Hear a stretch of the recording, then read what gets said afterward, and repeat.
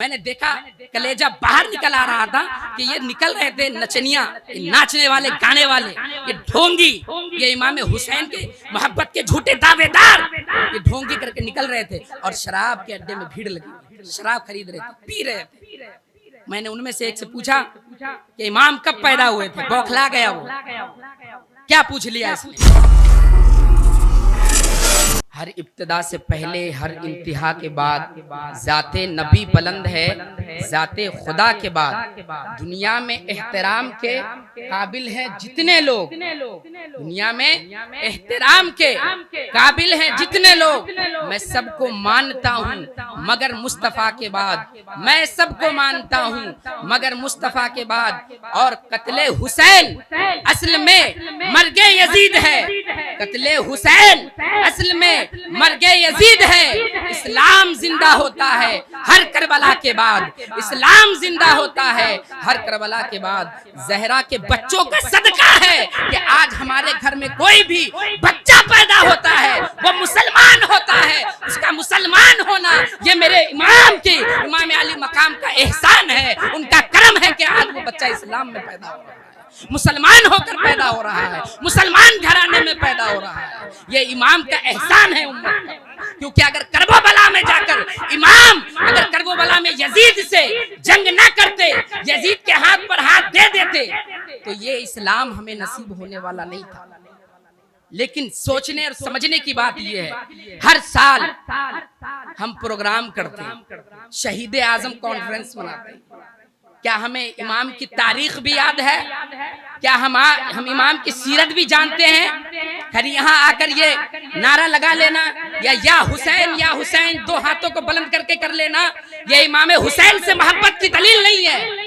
دلیل اگر آپ کو اس بات کا دعویٰ ہے کہ میں امام علی مقام امام حسین رضی اللہ عنہ کا عاشق ہوں، ان کا چاہنے والا ہوں، تو یہ دعویٰ ہے، اس پر دلیل چاہیے ہوتی ہے۔ مطلب یہ ہے کہ ان کی سیرت آپ کو پتہ ہونی چاہیے، ان کی سیرت آپ کو یاد نہیں، بلکہ بس آ گئے اور نعرے لگا رہے ہیں یا حسین کے، یا حسین کے۔ تو یہ جو ہے محبت کا تقاضا نہیں ہے، مسلمانوں سمجھنے کی بات ہے۔ صدیوں سے یہ چلتا آ رہا ہے امام شہید اعظم کانفرنس، لیکن کیا آپ نے سمجھا کہ شہید اعظم کا مقام کیا ہے؟ کہتے کسے ہیں؟ کیا قربانیاں دی ہیں دین کے لیے؟ نہیں پتا ہے۔ بہت سے لوگ یہاں بیٹھے ہوں گے، بلکہ اکثر ان میں ایسے ہوں گے 99% جن کو یہ نہیں پتا ہوگا کہ میرے امام پیدا کب ہوئے، سیرت معلوم نہیں اور دم بھرنے کے لیے آ گئے۔ سیرت پتہ ہونی ضروری ہے، تاریخ کو ہم نے بھلا دیا، اس لیے تمہیں ذلیل کیا جا رہا ہے۔ مسلمانوں کی تاریخ بہت اچھی تاریخ ہے، اس کو پڑھنے کی، اس کو یاد رکھنے کی ضرورت ہے، لیکن مسلمانوں نے اپنی تاریخ مٹا دی، اپنی تاریخ بھلا دی، اس لیے صفحہ دہر سے مسلمانوں کا نام مٹایا جا رہا ہے۔ تاریخ یاد نہیں، امام حسین رضی اللہ تعالیٰ عنہ کب پیدا ہوئے تھے یہ مسلمانوں کو پتا نہیں۔ اور چلتے ہیں محرم، 10 محرم کو یزیدی ماتم کرنے کے لیے نکل پڑتے ہیں، شراب کے نشے میں دھت ہو کر وہ لٹھ لے کر، وہ تلوار لے کر نکل پڑتے ہیں۔ بے یزیدیوں کے طریقے پر کیوں ہو پھر تم؟ امام حسین کی محبت کا دعویٰ ہے، پھر کام وہ کر رہے ہو جو یزیدیوں کے چاہنے والوں نے امام کی گردن کو کاٹنے کے بعد کیا۔ تو ضرورت اس بات کی ہے کہ امام کی ہسٹری پڑھیں، ہسٹری آف اسلام کا سب سے بڑا اور سب سے معرکۃ العارہ جو جنگ ہوئی ہے وہ یہ کربلا کی جنگ ہے۔ تو میرے امام کی تاریخ معلوم ہونا ضروری ہے، امام کس سن میں پیدا ہوئے، کس تاریخ کو ولادت ہوئی، کتنی عمر میں ان کی وفات ہوئی، یہ ہمیں پتہ ہونا ضروری ہے، تب ہم اپنے امام کی محبت کا حق ادا کر سکتے ہیں۔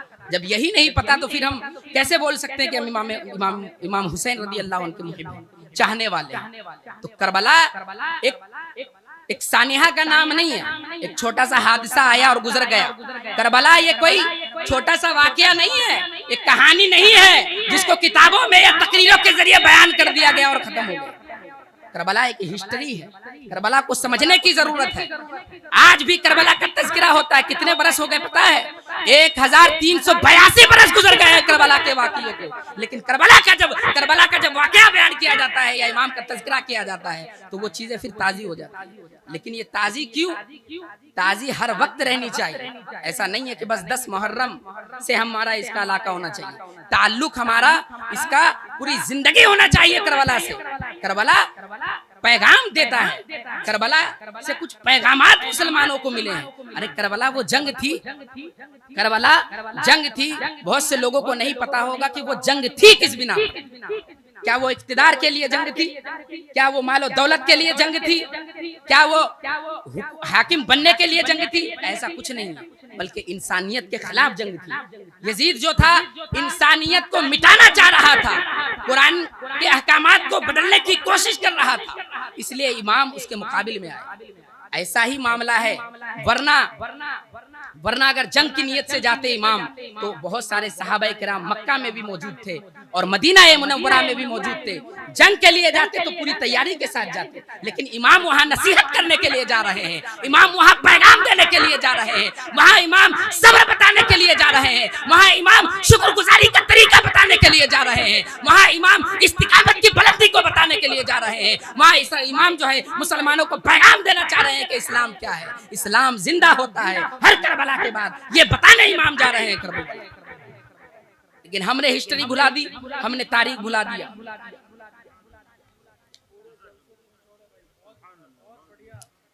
آپ سمجھیں اس بات کو کہ یہ یزیدی طریقہ، یہ یزید لوگ ماتم کرتے ہیں کیوں؟ آخر سوال اٹھتا ہے کیوں کرتے ہیں؟ ابھی میں نے کل ہی ایک عربی پوسٹ پڑھی، اس میں عبد الوہاب دیلمی سے ایک طالب علم سوال کرتا ہے، لماذا معذب الشیعہ یضربون ویعذبون انفسهم بالحدید والسکاکین، کہ یہ شیعوں کی دیکھی جاتی ہے ایک بڑی تعداد کیا کرتے ہیں؟ چھریوں سے، چاقوؤں سے، تلواروں سے اپنے آپ کو تکلیف دے رہے ہوتے، مار رہے ہوتے، پیٹ رہے ہوتے۔ ایسا کیوں کرتے ہیں؟ حتی یسیل من الدم، مارنے پیٹنے کا انداز یہ ہوتا ہے کہ ان کے جسموں سے خون روا ہو جاتا ہے، خون جاری ہو جاتا ہے۔ ایسا کیوں کرتے ہیں؟ یہ کرتے کیوں ہے آخر؟ کیا امام کا غم منا رہے ہوتے ہیں؟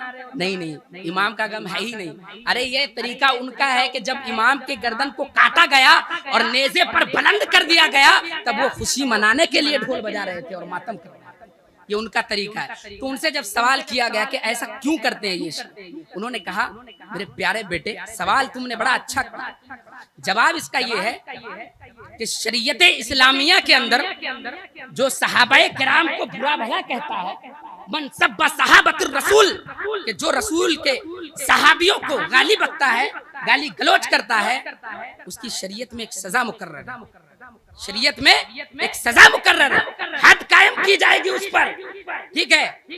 من سب اصحاب النبی فجلدوا، اس پر کوڑے مارے جائے، ٹھیک ہے؟ جو نبی کے صحابہ کو گالی دے، حضور فرماتے ہیں اس کو کوڑے مارے جائے۔ تو شریعت اسلامیہ میں ایک سزا مقرر ہے، کن کی؟ ان لوگوں کی جو صحابہ کو گالی دیتے ہیں، اور یہ جو ماتم کر رہے ہوتے ہیں نا، یہ تمام کے تمام صحابہ کو گالی بکنے والے ہیں۔ تو اس نے کہا، اس جواب دینے والے عبد الوہاب دیلمی نے کہا کہ بچے اب چونکہ اسلامی قانون ہر جگہ ہے تو نہیں، اسلامی قانون حد قائم کرنے کے لیے، کسی کو کوڑے مارنے کے لیے، اسلامی سزا دینے کے لیے، شرعی حدود کو لازم کرنے کے لیے کوئی حاکم چاہیے ہوتا ہے، کوئی مقتدر جو اس مسند پر بیٹھا ہو وہ چاہیے ہوتا ہے۔ اب تو اس دور میں رہا نہیں، تو یہ کام اللہ تبارک و تعالیٰ نے خود ان کے ذمے کر دیا کہ تم صحابہ کو گالی دیتے ہو، ہم یہ کام جو شریعت میں ایک سزا مقرر کی گئی ہے، یہ سزا ہم کسی اور سے نہیں تمہارے خود سے تم کو دلوائیں گے۔ تو یہ دیکھو، یہ صحابہ کے گالی دینے والوں کی سزا یہ خود بھگت رہے ہیں، تو اس چیز کو وہ فالو کر رہے ہیں۔ اور یہ مسلمان حسین کا نام لینے والے یہ اس چیز کو کیوں بجا لا رہے ہیں، یہ سمجھتے پڑے ہیں۔ میں نے دیکھا کلیجہ باہر نکل آ رہا تھا کہ یہ نکل رہے تھے نچنیاں، ناچنے والے، گانے والے، یہ ڈھونگی، یہ امام حسین کے محبت کے جھوٹے دعوے دار، یہ ڈھونگی کر کے نکل رہے تھے اور شراب کے اڈے میں بھیڑ لگی، شراب خرید رہے تھے، پی رہے تھے۔ میں نے ان میں سے ایک سے پوچھا کہ امام کب پیدا ہوئے تھے؟ بوکھلا گیا وہ، کیا پوچھ لیا اس نے؟ پتہ ہی نہیں ہے، اور تم پھر کیسے کہہ رہے ہو؟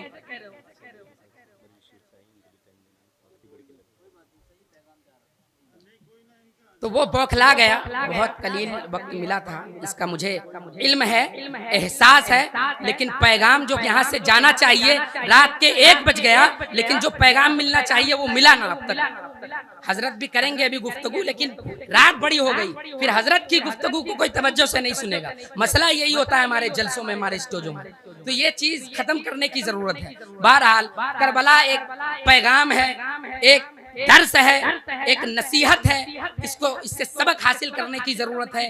کربلا سے ہمیں صبر ملا، کربلا سے ہمیں شکر گزاری کا طریقہ ملا، کربلا میں یہ پتا چلا کہ استقامت کس کو کہتے ہیں۔ یہ ساری چیزوں سبحان اللہ، سبحان اللہ۔ کرب و بلا صرف ایک جنگ نہیں ہے، بلکہ اسلام کی پوری معلومات اور پورے کے پورے احکامات کرب و بلا میں موجود ہیں۔ پھر کبھی انشاءاللہ العزیز اللہ نے یہ شرف عطا کیا یہاں بولنے کا تو اور گفتگو کریں گے۔ آیت میں اللہ تبارک و تعالیٰ نے فرمایا لا تحسبن الذین قتلوا فی سبیل اللہ، اے لوگوں، دوسرے پارے میں کہا کہ لا تقولوا، مردہ مت کہو وہ جو اللہ کی راہ میں شہید کر دیے گئے، اور ایک آیت میں فرمایا جا رہا ہے کہ لا تحسبن الذین قتلوا فی سبیل اللہ امواتا، کہ جو اللہ کی راہ میں شہید کر دیے گئے انہیں مردہ گمان تک مت کرو۔